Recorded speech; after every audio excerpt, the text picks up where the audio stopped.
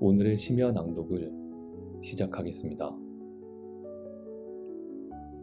아주 오래전 이야기입니다. 남태평양 뉴질랜드의 어느 부족의 농부들이 동쪽으로 배를 타고 떠났다가 그만 망망대해에서 표류하게 됩니다. 몇 날 며칠을 바다 위에서 떠돌던 그들 앞에 작은 섬들이 나타났습니다. 하늘의 도움이라고 생각한 그들은 섬에 도착하여 생존을 위해 필사적으로 노력하게 됩니다.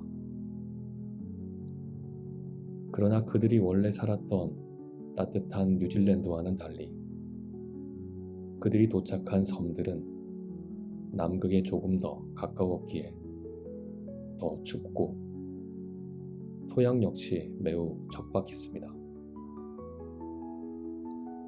그들은 노련한 농부들이었으나 결국 그들이 살아남기 위해 선택한 방법은 사냥과 수렵이었습니다. 다행히 그 섬은 물고기와 조개가 많았으며 바다 표범 역시 자주 출몰했습니다. 주변에는 이주할 섬도 없었으며 사냥과 낚시로만 살아갈 수 있었기에 그들은 인구수를 늘리지 않도록 각별히 주의를 기울였습니다. 모두 채집과 사냥에 나서야만 하는 터라 일반적인 사회에서 필요한 다른 기술을 전담한 사람을 양성하는 것이 매우 어려웠습니다. 그렇게 약 500년간 2000명의 사람들이 군락을 이루며 조용히 살아왔습니다. 평화가 깨진 것은 1835년의 일이었습니다. 도끼와 곤봉으로 무장한 400명의 다른 부족이 배를 타고 나타난 것입니다. 그들은 섬의 부족을 학살하고 노예로 끌고 가기 시작했습니다. 섬의 부족은 2000명이나 되었지만 그들 모두는 전쟁 경험이 전혀 없었고 무기 또한 변변찮은 것들이었습니다. 반면 400명의 침략자는 더 우수한 무기와 많은 전쟁 경험으로 무장한 노련한 전사들이었습니다. 침략자들이 섬을 점령하고 섬의 부족을 거의 전멸시킨 것은 그리 오래 걸리지 않았습니다. 사실 섬의 부족이나 침략자들이나 시간을 거슬러 올라가면 같은 민족들이었지만 오랜 시간 단절된 이후 한쪽은 정복자로 다른 한쪽은 피정복자로 운명이 서로 갈라지게 되었습니다. 이 이야기는 뉴질랜드 북섬에 살았던 침략자 마오리족과 채텀 제도에 살았던 피정복자 모리오리족의 이야기입니다. 같은 조상을 가진 그들이지만 서로 다른 환경에서 생존을 위해 노력했던 두 그룹의 상반된 운명을 보며 인간의 운명을 결정짓는 것은 환경이라는 생각을 품게 됩니다. 환경이라는 숙제 앞에 인간은 최선의 답안을 제시하면서 그 답으로 각자의 문명을 만들어 온 것입니다. 이것이 제레드 다이아몬드의 저서 총균세의 제2장을 읽고 제가 느낀 점입니다. 그리고 2장의 마지막 단락에서 저자가 던지는 질문은 다음과 같습니다. 이것은 남태평양에서만 일어난 일인가? 아니면 다른 대륙에서도 일어난 일인가? 그리고 그 결과는 어떠했는가? 제가 총균쇠를 읽은 것은 아주 오래전의 일입니다. 그런데 다른 역사서와는 달리 저자의 밀고 당기기가 예사롭지 않았다는 것은 분명히 기억납니다. 모리오리족의 이야기를 쭉 소개한 다음 이들의 운명이 비단 남태평양 외딴 섬에서만 일어난 일이라고 생각하는가? 라고 묻는다면 당연히 그 다음 이야기가 궁금하지 않겠습니까? 이런 식으로 저자는 저를 그 다음 장으로 끌어갑니다. 이미 90페이지가 지난 시점에서 일어난 일입니다. 총 600페이지가 넘는 이 벽돌책은 이런 방식으로 저를 마지막 19장까지 계속 이끌고 갔습니다.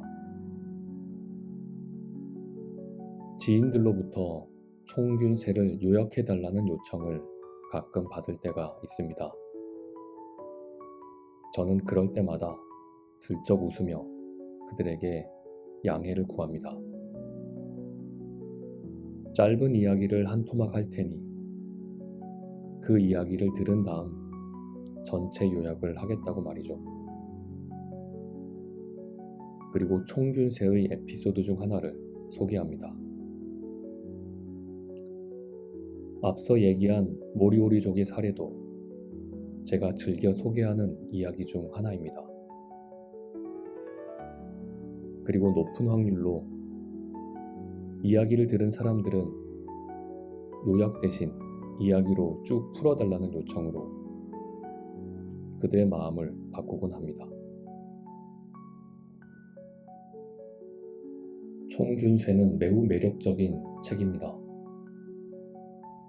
일단 인류 문명에 대한 폭넓고 깊은 통찰을 얻을 수 있습니다. 저자인 제레드 다이아몬드 교수님은 케임브리지 생리학 박사 출신으로 조류학, 인류학, 지리학으로 본인의 전공을 조금씩 확장해 나갑니다. 그리고 마침내 총균세라는 명절을 집필하게 됩니다. 따라서 다양한 증거와 치밀한 논리, 인간 사회의 깊은 통찰까지 잘 차려진 지성의 정창 같은 느낌을 받게 됩니다. 그러나 제가 이 책을 서너 번 정도 정독한 다음 제게는 이 책을 좋아하는 개인적인 다른 이유가 생겼습니다. 총균세는 질문이라는 것은 얼마나 매력적인가를 잘 보여주는 책입니다.